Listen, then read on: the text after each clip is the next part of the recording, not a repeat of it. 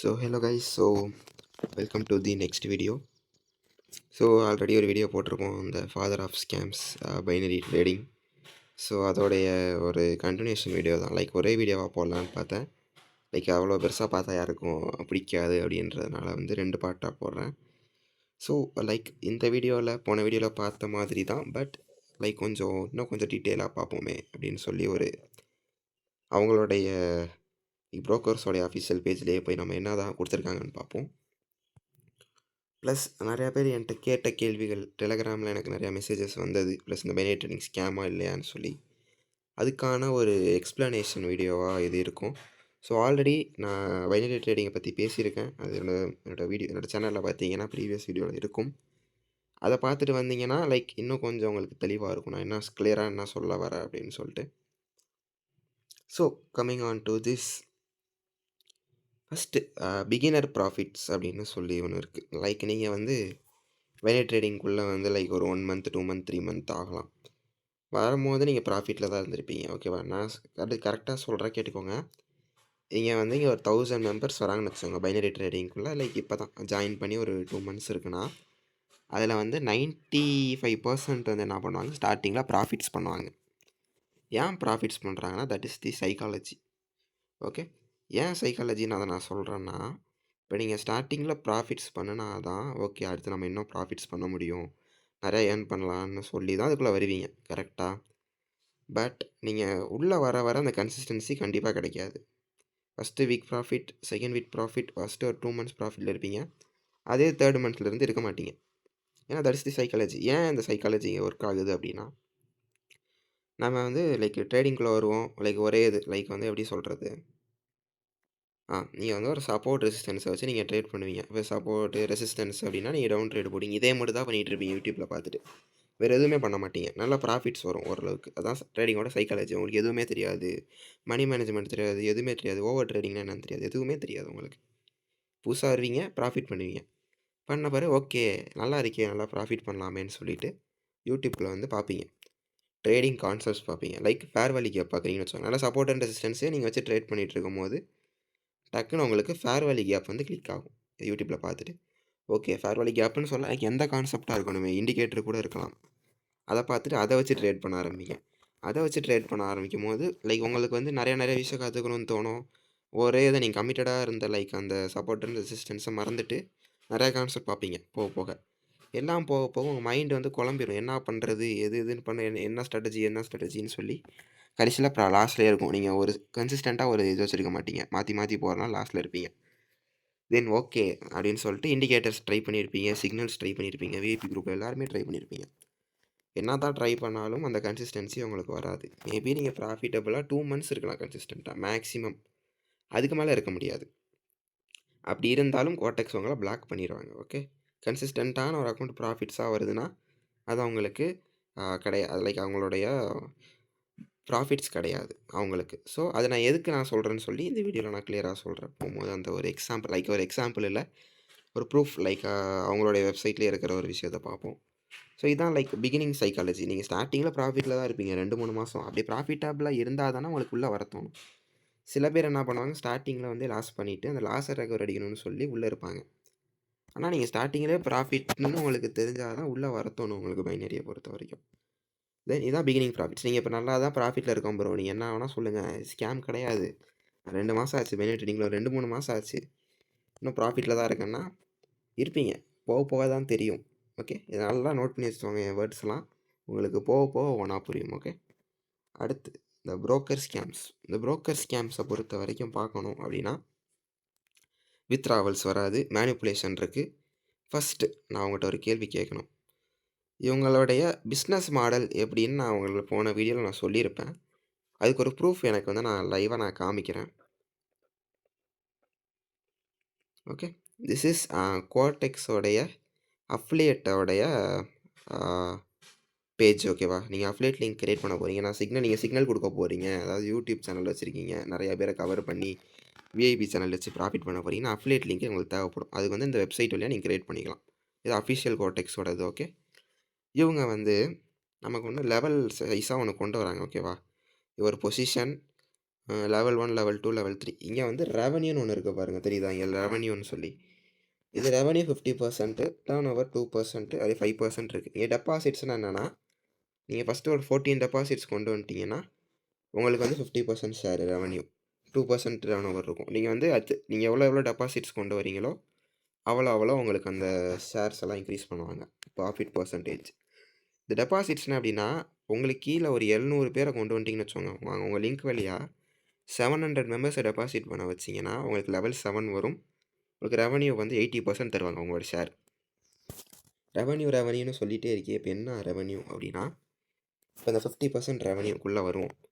நீங்கள் வந்து ஒரு அஃபிலியேட் லிங்க் வச்சுருக்காரு ஒருத்தர், அவர் சிக்னல் கொடுக்குறாருன்னு சொல்கிறாரு. நீங்கள் வந்து 1000 ரூபா டெபாசிட் பண்ணுறீங்க. ஓகே, நீங்கள் லாஸ் பண்ணிட்டீங்க அப்படின்னா ரெவன்யூ பார்த்தீங்கன்னா 50%. நீங்கள் லாஸ் பண்ண அமௌண்ட்டு 1000 ருபீஸ் லாஸ் பண்ணிங்கன்னா அதில் 50% வந்து இந்த அஃபிலியேட் ஹோல்டருக்கு போகும். ஓகேவா? அதே லெவல் ஏற 80% போகும். நீங்கள் 1000 ருபீஸ் போட்டு லாஸ் பண்ணிங்கன்னா 800 ருபீஸ் மட்டும் அவருக்கு போகும். அவர் சிக்னலுக்கு தப்பாக கொடுத்தாருன்னா உங்களுக்கு லாஸ், அவருக்கு ப்ராஃபிட்டு. எல்லாத்துலேயும் இது கிடையாது. ஓகேவா? எல்லாருமே ரெவன்யூ யூஸ் பண்ணுறாங்களா? ரெவன்யூன்றது மேண்டேட்டரி கிடையாது. அவர் நீங்கள் லிங்க் கிரியேட் பண்ணுறீங்கன்னு வச்சுக்கோங்களேன். இப்போ நான் வந்து நியூ லிங்க் நான் கொடுக்குறேன், இருங்க. நியூ லிங்க் கொடுத்தேன்னா எந்த மாதிரி நீங்கள் லிங்க் கிரியேட் பண்ணுறது? Main page, register link, Android link, இல்லை ரெஜிஸ்டர் லிங்க் கிளிக் பண்ணிக்கிறேன். இப்போ அஃபிலியேட் ப்ரோக்ராமில் ரெவன்யூ ஷேரிங்கு, டர்ன் ஓவர் ஷேரிங்னு 2 இருக்கும். இப்போ நான் ரெவன்யூ ஷேரிங் கொடுத்தேன்னா எனக்கு கீழே லிங்க் கிரியேட் பண்ணுறவங்க லாஸ் பண்ணாங்கன்னா எனக்கு ப்ராஃபிட். அதே அவங்க ப்ராஃபிட் பண்ணாங்கன்னா என்னோடய அஃபிலியேட் லிங்க்லேருந்து காசு குறைஞ்சிட்டே போகும்.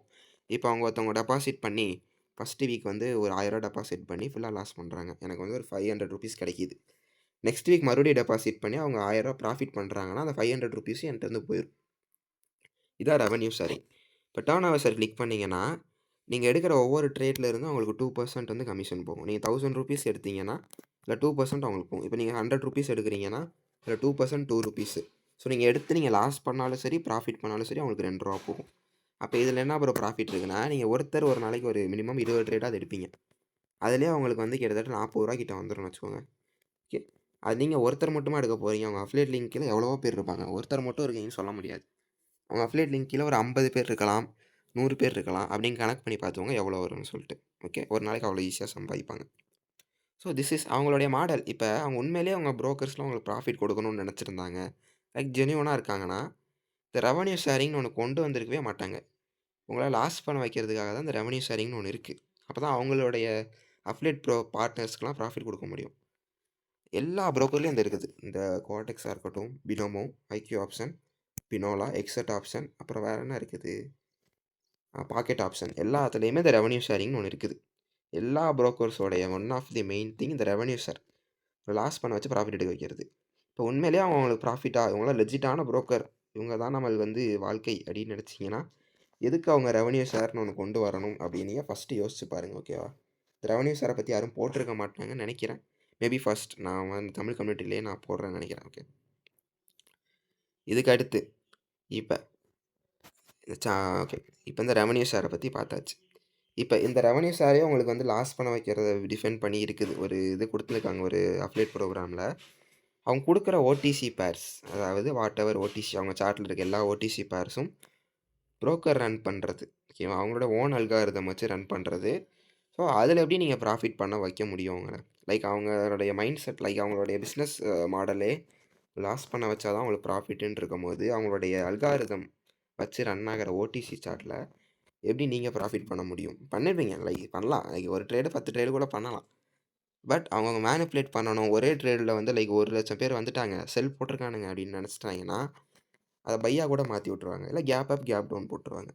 அவ்வளோதான். நீங்கள் யார்கிட்ட போய் கேட்க முடியாது லாஸ் ஆச்சுன்னா. சிம்பிள். இதுதான் பேசிக்கானது. இங்கே லைக் ஓப்பனாக சொல்லணுன்னா, இங்கே வந்து லைக் ஒரு ட்ரேடிங் பண்ணி ப்ராஃபிட் பண்ணுறவங்கள விட, இங்கே வந்து சிக்னல் கொடுத்து ஆர் லைக் மென்டார்ஷிப்பாக, லைக் கோர்சஸ் அந்த மாதிரி ப்ராஃபிட் பண்ணுறவங்க தான் அதிகம்.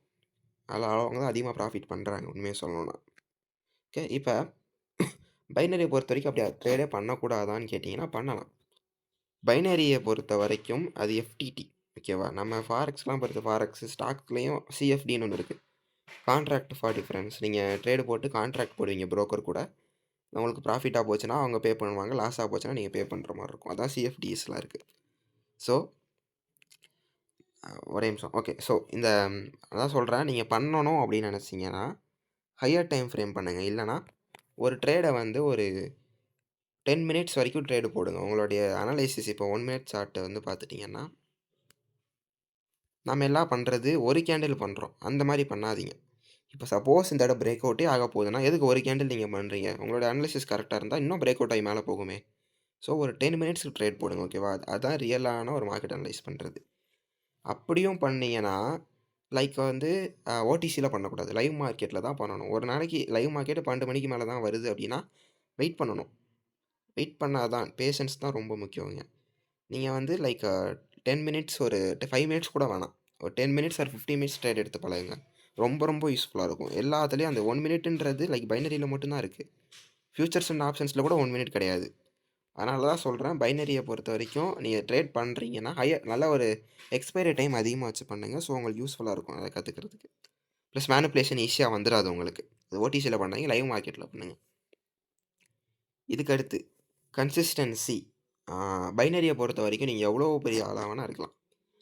நான் ஒரு நாளைக்கு இவ்வளோ 1000 சம்பாதிக்கிறேன், இவ்வளோ டாலர் சம்பாதிக்கிறேன், 100 200 டாலர் சம்பாதிக்கிறேன் பைனரியிலனா, இந்த கன்சிஸ்டன்சி இஸ் த கீ அப்படின்னு சொல்லுவாங்க.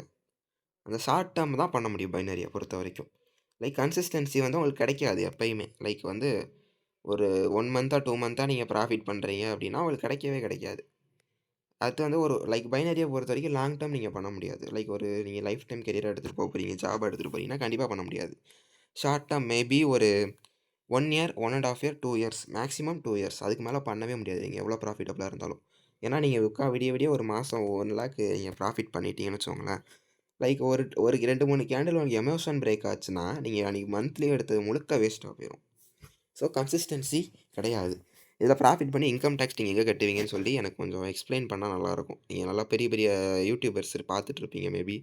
யாராவது மென்டார்ஷிப் பண்ணுறவங்க இந்த வீடியோ பார்க்கலாம். இந்த பைனரியில் அவங்க எல்லோரும் லைக்கு ஒரே நாளில் ஆயிரங்கள் சம்பாதிக்கிறேன், புகாட்டி கார் வச்சுருக்கிறேன், BMW அது இதுன்னு வச்சுருக்கேன்னு சொல்கிறீங்க. நீங்கள் பைனரிலேருந்து எடுக்கிறீங்க, எனக்கு கொஞ்சம் இன்கம் டேக்ஸ் மட்டும் எப்படி கட்டுறீங்கன்னு சொன்னால் நல்லாயிருக்கும். ஸோ அடுத்து கன்சிஸ்டன்சி வந்து அதே தான். நீங்கள் ஷார்ட் டேர்ம் பண்ணலாம் தவிர லாங் டேர்ம் பண்ண முடியாது. லாங் டேர்ம் லைஃப் டைம்லாம் எடுத்துகிட்டு போன்னு வச்சிங்கன்னா அந்த ஐடியா வந்து குழி தோண்டி போச்சுருங்க இன்னிலேருந்து. கண்டிப்பாக யாராலும் பண்ண முடியாது. இது லைஃப் டைம் லாங் ரன்னுக்கு பண்ணவே முடியாது. ஷார்ட் டேர்ம் வேணால் பண்ணலாம். அதனால் நீங்கள் ஷார்ட் டேர்ம் பண்ணுறதுக்கு இவ்வளோ ரிஸ்க் எடுத்து அவ்வளோ ஸ்ட்ரெஸ் ஆகி 1 மினிட்ல ட்ரேட் பண்ணுறதுக்கு நீங்கள் ட்ரேட் பண்ணாமே இருக்கலாம் பைனரியில் ஓப்பனாக சொல்லணும்னா. அடுத்து முக்கியமான விஷயம் பேசணும்னு நினச்சேன். Demo profits, demo trading. Demo profits அப்படின்றது லைக் ப்ராக்டிஸுக்குன்னு நீங்கள் சொல்கிறீங்க, ஓகேவா? ப்ராக்டிஸுன்ற போது நீங்கள் வந்து சேமான அமௌண்ட்டு லைக் எமோஷன் கண்ட்ரோல் வச்சு டெமோவில் பண்ணிங்கன்னா ஓகே. ஒரே ட்ரேடு டபுள் அமௌண்ட் யூஸ் பண்ணாமல், மார்டிங்கல் யூஸ் பண்ணாமல் 10 ட்ரேட் எடுத்திங்கன்னா 10 ட்ரேடுக்கும் ₹100 ஒரே ட்ரேடுக்கு 10 10 10ஆக போட்டு போனீங்கன்னா தட் இஸ் கரெக்ட். ஒரே ட்ரேடில் 10 ட்ரேடை போட்டுட்டு ஒரே ட்ரேடில் 100 ட்ரேடை போட்டு விட்டுட்டு அதில் ப்ராஃபிட் பண்ணிட்டு சப்போஸ் வந்து ஒருத்தர் நான் பார்த்தேன், அவனுடைய ஒரு டெலகிராம் குரூப் ஒரு சேனல் இருக்குது, அந்த சேனல் பேர் சொல்ல வேணாம். அதில் டெய்லி அவங்க ப்ராஃபிட்ஸ் எடுக்கிறலாம் ஸ்க்ரீன்ஷாட்லாம் போடுறாங்க. அவங்க வந்து பார்த்துட்டிங்கன்னா லைக் ஒரு ஒரு டெமோவில் பார்த்தீங்கன்னா ஓவர் ட்ரேடு பண்ணி ஒரு ட்ரேடுக்கு 5 ட்ரேட் எடுக்கிறாரு, அந்த மாதிரி எடுக்கிறாரு. அதை என்ன பண்ணுறாரு 5 win 0 லெசன் போடுறாரு. நீங்கள் எடுத்தது ஒரு ட்ரேடு தான், நீங்கள் போட்ட என்ட்ரிஸ் நிறையா என்ட்ரி, ஆனால் எடுத்தது ஒரு ட்ரேடு தான். அதில் நீங்கள் 5 என்ட்ரி போட்டுட்டு 5மே வின்னுன்னு போட்டிங்கன்னா கரெக்ட் கிடையாது. டெமோவில் நீங்கள் என்ன பண்ணுறீங்களோ அதே தான் ரியல் அக்கௌண்ட்டு ரிஃப்ளெக்ட் ஆகும். டெமோவில் நீங்கள் ஓவர் ட்ரேட் பண்ணிங்கன்னா அதே சைக்காலஜி தான் உங்களுக்கு லைவ் அக்கௌண்ட்டில் வரும். டெமோவில் நீங்கள் ப்ராஃபிட் பண்ணலாம், அதே மைண்ட் செட்டு கண்டிப்பாக லைவ் அக்கௌண்ட்டில் வராது, ரிஃப்ளெக்ட் ஆகவே ஆகாது. ப்ளஸ் நான் வந்து லைக் சும்மா பேர் சொல்கிறேன், நீங்கள் எல்லாத்தையும் நான் லைக் நீங்கள் என்ன எக்ஸ்பீரியன்ஸ் பண்ணிக்கிறீங்களோ அது எல்லாத்தையும் நான் எக்ஸ்பீரியன்ஸ் பண்ணியிருக்கேன் அந்த பைனரியை பொறுத்த வரைக்கும். ஸோ எனக்கு எதுவுமே தெரியாது, நான் சும்மா அதோ 4 ஒரு 2 3 நாளாக அந்த பைனரிக்குள்ளே இருந்துட்டு லைக் ஒரு 1 மந்த் 2 மந்த்தாக இருக்குன்னு நினச்சிக்காதீங்க. இந்த பைனரிக்குள்ளே வந்து கிட்டத்தட்ட 2.5 வருஷங்கள் ஆச்சு. ஆல்மோஸ்ட் என்னென்ன லைக் ஸ்கேம்ஸாக இருக்கட்டும், மேனிப்புலேஷன் எல்லாமே எனக்கு தெரியும் அதை பற்றி. ஸோ அதனால தான் நான் இப்போ எக்ஸிட் ஆகிட்டேன். இப்போ நான் பைனரி பண்ணுறதே கிடையாது. என்னோட மெயினான ரெசல்யூஷன் 2025 பைனரி ட்ரேடிங் பண்ணக்கூடாதுன்றது தான் மெயினான ரெசல்யூஷனாக இருந்தது. ஸோ இதுக்கடுத்து உங்களுடைய விருப்பம். நீங்கள் இல்லை ப்ரோ என்னோடய மென்டார் சொல்லியிருக்காரு பைனரி பண்ண வேணாம், அவங்க இஷ்டம். லைக் நான் ஒரு எக்ஸாம்பிள் நான் சொல்கிறேன். இதுதான் எனக்கு ஒரு பிஃபோர் இயர் நடந்தது. என்னன்னா எனக்கு வந்து லைக் யூடியூப் டெலகிராம் சேனல் வந்து இன்னொரு சேனல் என்கிட்ட இருக்குது, ஓகேவா? லைக் அதில் சும்மா அந்த சாஃப்ட்வேர்ஸ்லாம் போட்டுட்ருப்பேன். ஒரு 1 இயர் முன்னாடி வந்து லைக் ஒரு பைனரி ட்ரேடிங் பிளாட்ஃபார்ம் வந்து என்னை அப்ரோச் பண்ணாங்க. மாதிரி எங்களுடைய பிளாட்ஃபார்ம் வந்து நீங்கள் ப்ரொமோட் பண்ணணும் அப்படின்னாங்க. அந்த பிளாட்ஃபார்ம் பேர் சொல்ல விரும்பல. அவங்க வந்து ஓகே நான் பண்ணுறேன்னு சொன்னோனே, அவங்களுடைய மேனேஜர் யாரோ என்ன கான்டாக்ட் பண்ணி, இந்த மாரி வந்து நாங்க உங்களுக்கு வந்து ரெவென்யூ ஷேர் குடுக்குறோம். லைக் அப்படி ரெவென்யூ ஷேர்ன்னு மொத சொன்னாங்க. எனக்கு ரெவென்யூ ஷேர்னா அப்ப எனக்கு தெரியாது. 1 இயர் முன்னாடி. ஓகே ஏதோ ரெவென்யூ ஷேர்னா ஏதோ அமௌண்ட் குடுப்பாங்க போல. சரி ஏதோ ப்ரமோஷன் தானே பண்ணலான்னு சொல்லிட்டு பண்ணேன். பண்ணும்போது என்ன சிக்னல் குடுக்கணும்னாங்க. சிக்னல் நான் ஒரு 2 டேஸ், 3 டேஸ் குடுத்தேன். குடுத்த பிறகு நீங்க சிக்னல் வந்து ப்ராஃபிட்டா குடுக்குறீங்க. ரெவென்யூ பொறுத்தவரைக்கும் அப்படி வராது. நீங்க லாஸ் குடுக்கணும். லாஸ் குடுத்தா தான் உங்களுக்கு நாங்க பே அவுட் தருவோம் அப்படின்னாங்க. லைக் அப்படி குடுத்தா எனக்கு செட் ஆகாது. லைக் என்ன நம்பி வராங்க ஒரு 4, 5 பேர் சிக்னல் எடுக்குறாங்க அப்படின்னா, லைக் என்னோட இமேஜும் போகும். ப்ளஸ் அவங்க லைக் நல்லா இருக்காது லாஸ் குடுக்குறது. நல்ல நல்ல நல்ல வழி கிடையாது.